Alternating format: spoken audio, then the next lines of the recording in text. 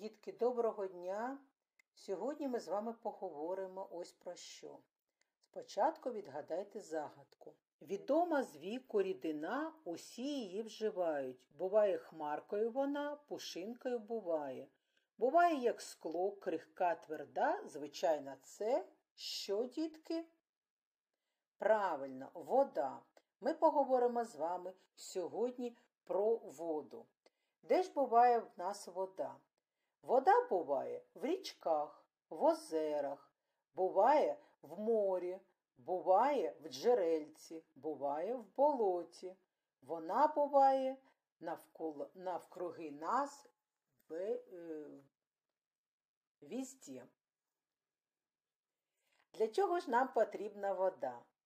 Вода нам потрібна, щоб ми купалися. Водою ми поливаємо у квітнику квіти. Так, поливали з вами. Поливаємо городину на городі. Водою ми чистимо зуби. Вода нам ще потрібна для прання білизни. Мама пре білизну водою. У воді живуть риби, вона їм дуже-дуже потрібна. Вода потрібна також птахам. Вода потрібна також тваринам. Без води нема на світі життя, діти. Давайте з вами прочитаємо вірш. А вода – це справжнє диво. Як прожити без води? З нею ми завжди щасливі, з нею в нас нема біди. Є вода – ростуть рослини, ліс, сади, рясні поля. Це чудово для людини і радіє вся земля. Дітки, вода нам дуже потрібна. Вода буває тверда, це льод, сніг. Коли вона замерзає, вона стає твердою. Буває рідиною, вона лється у річках, морях, з крану вода. Коли її нагрівають, вона перетворюється в що? В пар. Правильно, дітки, це роса, туман. А зараз давайте з вами спробуємо провести досліди.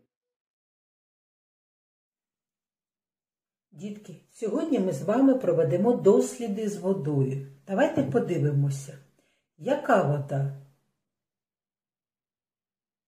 Це рідина, так? Якщо ми візьмемо її і почнемо переливати, вона може переливатися, так? І приймає форму того сосуда, в який її наляли. Подивіться уважно, якщо ми нальємо її в баночку, вона буде форми баночки. Якщо стакан, то приймає форму стакана. Вона яка вода? Подивіться. Вона прозора. Якщо ми туди зануримо ложечку, то ми її що? Побачимо. А ось візьмемо скляночку з молоком. Якщо ми туди зануримо ложечку,